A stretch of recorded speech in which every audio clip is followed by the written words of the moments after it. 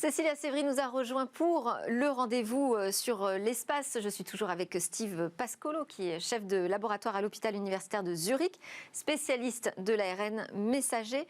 Bonjour Cécilia, aujourd'hui vous nous emmenez, prendre des nouvelles de cette station spatiale chinoise, le Palais Céleste. Oui, effectivement, parce qu'il y a tout juste un mois, une fusée Longue Marche 7 a lancé le cargo Chenzhou, chargé d'éléments de structure qui s'est donc arrimé au premier module de la station spatiale chinoise. C'est le module Tiangong ou CSS pour China's Spatial Station et on l'appelle aussi le Palais Céleste parce que c'est la traduction en mandarin de Tiangong. Alors depuis, chaque opération marque véritablement un record pour la Chine. Le dernier en date, c'est la sortie dans l'espace de 2 astronautes en tandem autour du premier module qui est installé en orbite. Le premier depuis la première sortie depuis celle de Zhai Zhigang en 2008, donc ça datait un petit peu, qui avait fait à ce moment-là, à l'heure de la Chine, le 3e pays à envoyer des astronautes en sortie dans l'espace après les États-Unis et l'Union soviétique. L'Union soviétique d'abord et les États-Unis ensuite, c'est important dans ces cas-là de le citer. Et donc ça, c'était dimanche dernier, la première sortie des astronautes chinois en tandem.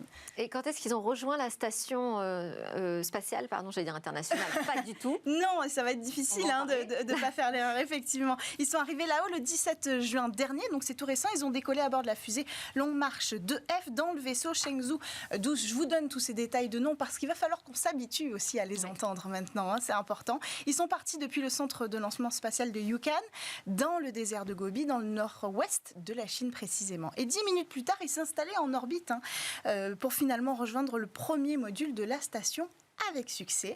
La télévision publique CCTV a diffusé les images des astronautes, évidemment, tout sourire en train de soulever leur visière. On ne les a pas parce qu'on n'a pas, évidemment, les droits de ces images-là, mais c'est important de le dire parce que ça a été très suivi, cet élément, et c'est là qu'on la politique et l'espace se rencontrent. Le 1er juillet dernier, le Parti communiste chinois célébrait ses 100 ans. Ils avaient donc, avec eux, à montrer une victoire spatiale assez impressionnante, il faut le dire, car la Chine a su rattraper son retard en ce domaine-là. Et donc, ces astronautes, pour revenir à eux, ils vont passer 3 mois dans l'espace. Là encore, c'est un record, la plus longue mission habitée dans l'espace pour la Chine. Ils sont installés dans ce premier module qui est un lieu de vie et le centre de contrôle. Et ils vont avoir pas mal de boulot, de la maintenance, l'installation du matériel. Ils vont commencer l'assemblage de la station et préparer les séjours des futurs équipages qui vont arriver. Évidemment, ça inclut des sorties dans l'espace. Une deuxième est prévue. Quel est le but de cette sortie ? Alors, principalement, c'était de mettre en marche le bras robotique, le bras robotique qui se déplace comme ça. Ce bras, il va servir à la fois à assister les astronautes dans leur mission de maintenance, mais aussi à mettre en place tout simplement la station, à ajouter les modules qui vont venir se coller à ça. Alors, justement, dans cette mission-là, le premier astronaute chinois qui est sorti, c'est accroché tout de suite au pied du bras robotique et a été déplacé pendant que l'autre sortait de l'autre côté par le sas de façon à peu près classique pour effectuer les premières missions et mettre en marche ce bras robotique. Et cette mission a été un succès. On peut peut-être rappeler pourquoi la Chine n'a jamais été partenaire de la Station spatiale internationale, précisément. Oui, on peut. En 1998, au moment de lancer le programme de la Station spatiale internationale, la Chine a tout simplement été exclue du projet. Alors, principalement à cause des liens trop étroits entre l'armée et l'espace.